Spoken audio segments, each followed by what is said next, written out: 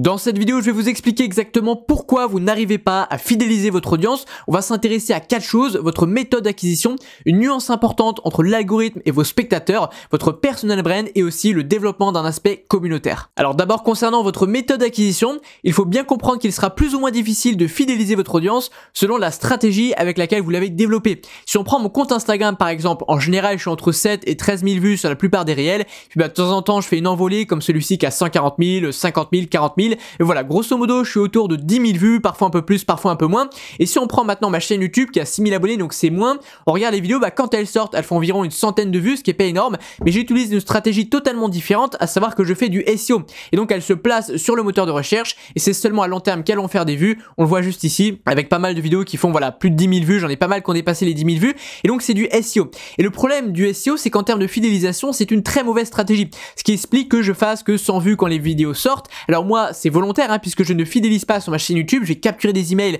pour derrière vendre mes produits par email et faire ma fidélisation par email, mais sachez-le, le SEO est une très bonne stratégie pour développer une chaîne, surtout pour amorcer l'audience, mais c'est pas une bonne stratégie pour la fidéliser. Alors ça veut pas dire que c'est nécessairement une mauvaise stratégie, vous voyez que c'est celle que j'utilise sur YouTube, mais gardez ça en tête, si vous voulez fidéliser avec le SEO, ce sera beaucoup plus difficile, puisqu'il n'y a pas de fil conducteur entre vos contenus.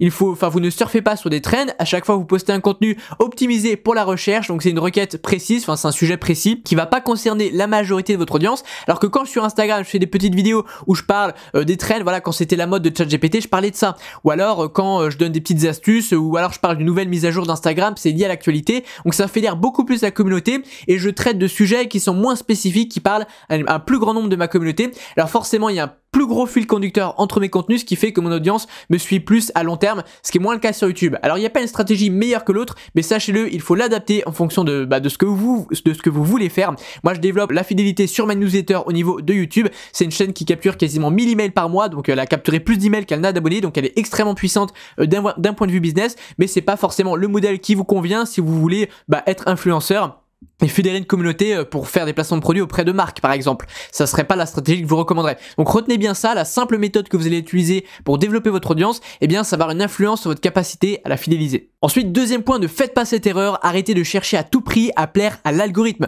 En fait, il ne fait que regarder 3 choses. La première, c'est tout simplement votre durée de visionnage, en tout cas s'il s'agit de plateformes vidéo, ou alors votre durée de lecture s'il s'agit de plateformes écrites comme LinkedIn et Twitter.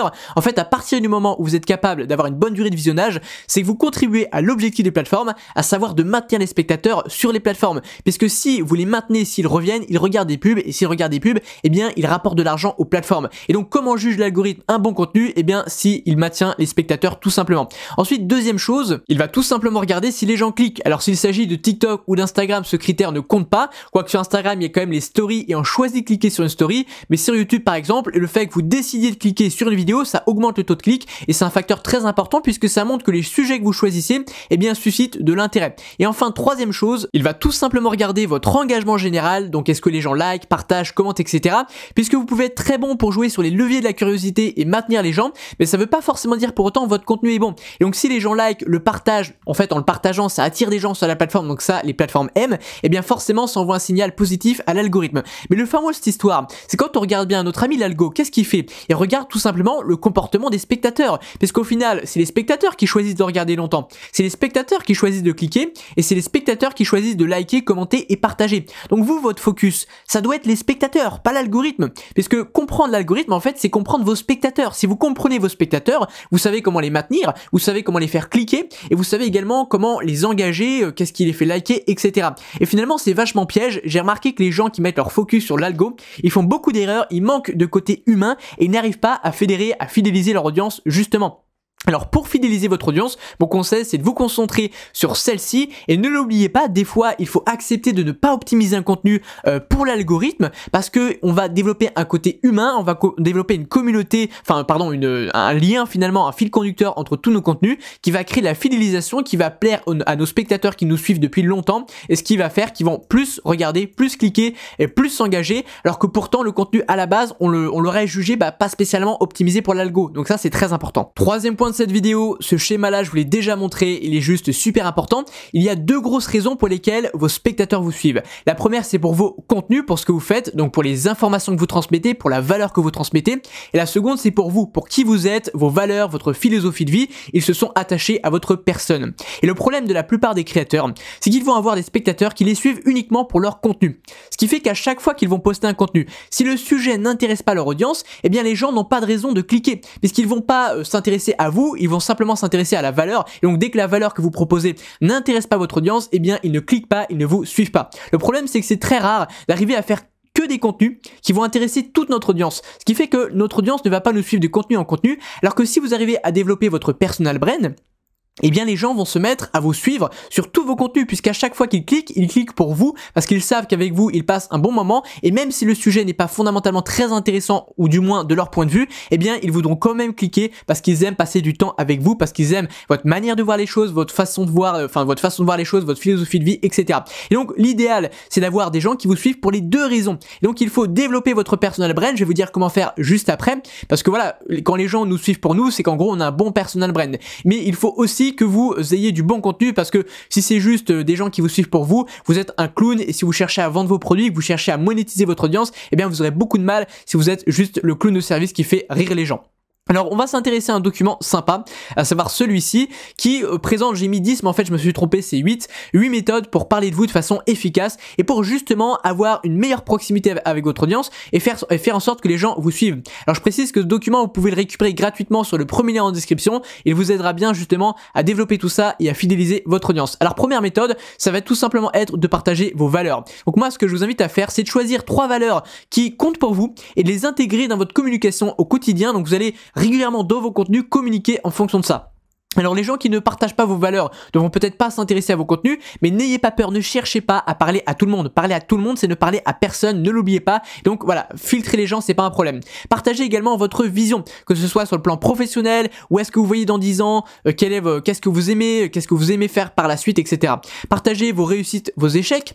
Partagez les raisons qui vous ont poussé à vous lancer, ça c'est pas mal non plus, ça motive. Partagez votre bilan du mois. Le but c'est de faire en sorte que les gens s'intéressent à votre parcours et qui finalement se sentent concernés par votre parcours. Et donc ça suppose également de ne pas parler que de vos réussites, mais également de vos échecs, parce que si vous êtes tout le temps en train de réussir, bah c'est comme dans un film, il y a des péripéties avant que l'acteur principal finisse par tout est bien qui finit bien, quoi, en gros, si on prend Walt Disney. Mais si voilà, il n'y a pas d'échec, ben on s'intéresse pas à votre parcours, il n'est pas intéressant. Partagez également vos découvertes, partagez vos prises de conscience et enfin partagez votre histoire, votre parcours. C'est important, je vous donne même, si je dis pas de bêtises, une structure à suivre dans ce document. Donc premier lien en description, si vous voulez le récupérer gratuitement. Bon, finalement, on va évoquer 5 points dans cette vidéo. J'avais oublié de vous rajouter une chose très importante, soyez cross-platform. Qu'est-ce que ça veut dire être cross-platform? Eh bien, c'est de rediriger vos spectateurs sur plusieurs de vos plateformes. Ça peut être des plateformes de contenu ou alors des emails. Je vais vous le montrer juste ici, mais je vais vous expliquer en fait pourquoi je fais énormément de capture email. Si vous regardez bien, le but de cette chaîne YouTube, je vous l'ai dit en début de vidéo, c'est pas de fidéliser parce que le SEO, voilà, c'est pas une stratégie qui fidélise. Par contre, c'est une stratégie, vous le voyez, qui me permet d'avoir des vidéos qui font des dizaines de milliers de vues et celle-ci, à elle seule, m'a récupéré plus de 2400 emails. C'est juste énorme. Et derrière par email, eh bien, vous voyez que j'envoie des emails pleins de valeur où je décris mes stratégies, où j'apporte un maximum de valeur à mon audience et c'est grâce à ça que je peux fidéliser. J'envoie à peu près 2 à 3 fois par semaine. D'ailleurs, j'en profite, si vous voulez vous inscrire à ma newsletter, c'est gratuit, ça se passe sur le deuxième lien en description. Je vous partage régulièrement les stratégies qui m'ont permis d'avoir près de 300 000 abonnés en moins d'un an, donc ça devrait vous intéresser. Et l'email, vous le savez, si vous êtes entrepreneur, eh ben Money is in the list, c'est un format qui est bien meilleur que les plateformes de contenu pour vendre, pour fidéliser, pour avoir de la proximité avec son audience, pour apporter de la valeur, pour avoir une audience qui nous appartient vraiment, parce que l'audience qu'on a sur les plateformes ne nous appartient pas. Et donc voilà, ça peut passer, je vous l'ai dit, par une newsletter, ou alors en mixant les formats, vous pouvez rediriger les gens de votre chaîne YouTube vers votre compte Instagram, etc. Et le simple fait, que les gens vous voient sur plusieurs plateformes, ça a un impact énorme sur la fidélisation. 5e point, je voudrais qu'on parle de la création de communautés au sein de votre audience. Alors ce que j'appelle des communautés, c'est tout simplement des groupes d'échange que vous allez créer. Vous allez inviter votre audience à le rejoindre et les membres pourront discuter entre eux. Et ça, sachez-le, c'est extrêmement puissant puisque les gens ont un gros désir d'appartenance. Ils aiment se sentir appartenir à une communauté qui les dépasse finalement, avec d'autres gens où ils vont pouvoir échanger.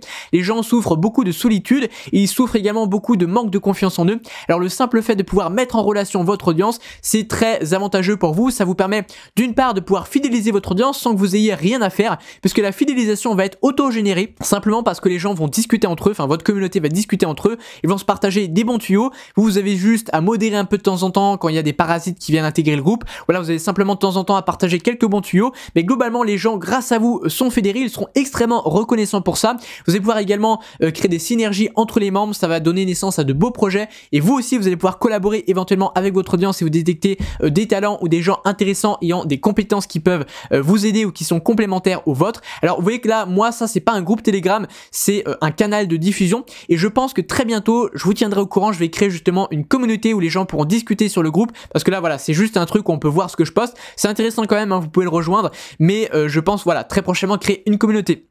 À présent, je vous invite à aller voir une autre de mes vidéos. Si jamais vous vous demandez est-ce que vous pouvez faire des pauses sur les réseaux, est-ce que vous pouvez vous arrêter de poster, est-ce que vous serez pénalisé par l'algorithme, je réponds à cette question très intéressante et elle est peut-être pas celle que vous pensez dans une vidéo que je vous affiche juste ici. Et puis bah moi je vous dis à très bientôt, pensez au pouce bleu pour me soutenir. Ciao ciao.